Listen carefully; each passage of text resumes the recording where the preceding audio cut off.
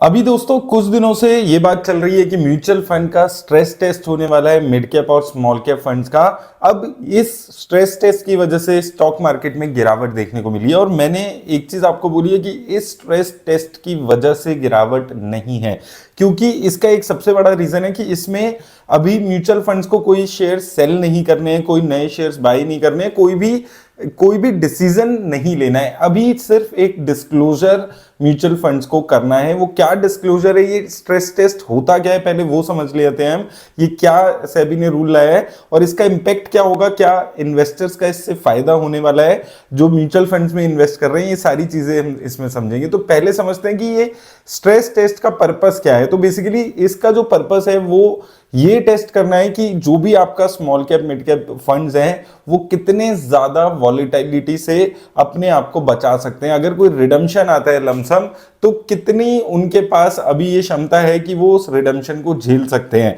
तो अगर आप यहां पर समझेंगे, यहां पर जो इन्होंने डिफाइन किया है वो बेसिकली ये उनको इस स्ट्रेस टेस्ट में बेसिकली बताना है कि अगर 25% या 50% उनके पोर्टफोलियो में रिडम्पशन आ जाती है एक साथ, तो वो इस सिनेरियो में कितनी लिक्विडिटी यहां पर वो बचा सकते हैं। तो 25% के हिसाब से भी उनको बताना है और 50% अगर इन्वेस्टर्स आते हैं, रिडम्पशन करते हैं, तो कितने दिन में वो पैसा वो उनको वापस दे सकते हैं म्यूचुअल फंड्स, वो इनको यहां पर बताना है। अब इसमें इनको टेस्ट कैसे करना है, एक तो इनको बॉटम के जो 20% पोर्टफोलियो के स्टॉक्स है उसको हटा देना है, जो इलिक्विड स्टॉक्स है, क्योंकि अगर 50% तक भी पोर्टफोलियो में रिडम्पशन आता है तो उनको एटलीस्ट 20% अपने जो सबसे नीचे जो इलिक्विड स्टॉक्स है उसको रिमूव कर देना है। वो जरूरी यहां पर है, क्योंकि जो भी टेस्ट हो रहा है वो 25 या 50% के लिए हो रहा है, तो इसमें जो मोस्ट इलिक्विड स्टॉक्स है जो पोर्टफोलियो का पार्ट होंगे वो टच नहीं किए जाएंगे, तो उन इलिक्विड स्टॉक्स को हटाएंगे ये। इसके साथ साथ 3 मंथ्स की एवरेज ट्रेडिंग वॉल्यूम क्या है, जिससे एक आइडिया मिल जाएगा कि ओवरऑल कितनी वॉल्यूम की ट्रेडिंग यहां पर हो रही है, उससे एक एवरेज ये आइडिया मिलेगा कि कितनी वॉल्यूम्स तक ट्रेड हो रहा है।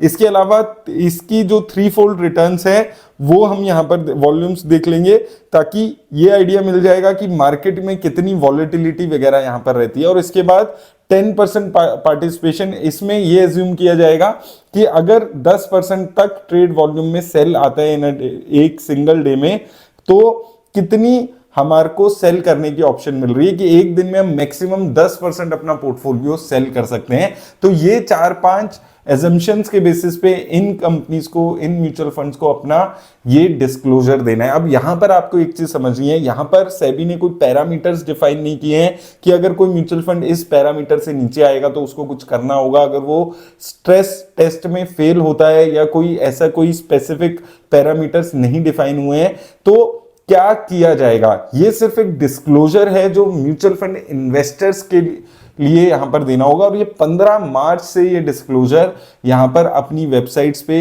हर म्यूचुअल फंड को डालना होगा। तो इससे फायदा क्या होगा, देखिए इन्वेस्टर्स का सबसे बड़ा फायदा क्या है कि उनको कोई भी म्यूचुअल फंड सिलेक्ट करते हुए ये पता होगा कि ये म्यूचुअल फंड कितना ज्यादा लिक्विड है। और देखिए होगा क्या कि जो बड़े म्यूचुअल फंड हाउसेज हैं, एसबीआई, क्वांट के अलावा जितने निपन की बात हो गई, इसके अलावा हम देखते हैं ICICI prudential, HDFC, in mutual fund houses को इतना फर्क नहीं पड़ने वाला। ये बेसिकली जो टेस्ट है ये छोटे म्यूचुअल फंड हाउसेस को ज्यादा फर्क पड़ेगा, क्योंकि जो बड़े म्यूचुअल फंड हाउसेस हैं उनके पास लिक्विडिटी हमेशा से रहती है। अब दूसरी चीज आपको समझनी है कि ये कितना प्रैक्टिकल है। देखिए 50% पोर्टफोलियो, बहुत ही वर्स्ट केस सिनेरियो 2020 के कोविड टाइम में भी 50% लोगों ने एक साथ अपना पोर्टफोलियो म्यूचुअल फंड का सेल नहीं किया होगा। तो ये जो स्ट्रेस टेस्ट है ये बहुत ज्यादा प्रैक्टिकल नहीं है कि ऐसा कुछ होने वाला है एग्जैक्टली कि सब लोग आके एक दिन में 50% म्यूचुअल फंड से अपना पैसा निकाल लेंगे। तो वो प्रैक्टिकल चीजें यहां पर इस स्ट्रेस टेस्ट में थोड़ी सी नजर नहीं आती है। डिस्क्लोजर के एंगल से एक अच्छा डिस्क्लोजर है, लिक्विडिटी पता रहेगी आपको अपनी किसी भी म्यूचुअल फंड में इन्वेस्ट करते हुए।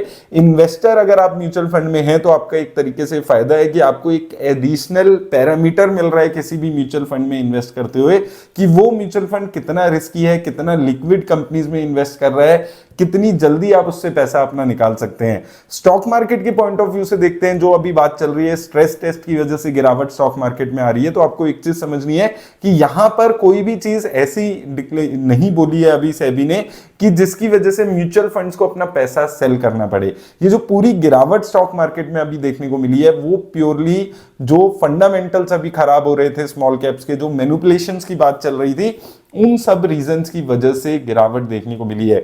तो स्ट्रेस टेस्ट एक तरीके से डिस्क्लोजर के एंगल से यहां पर बातें कर रहा है, क्या डिस्क्लोजर्स म्यूचुअल फंड को देने, तो म्यूचुअल फंड इन्वेस्टर्स के लिए एक एडिशनल पैरामीटर मिल जाता है इन्वेस्टमेंट का।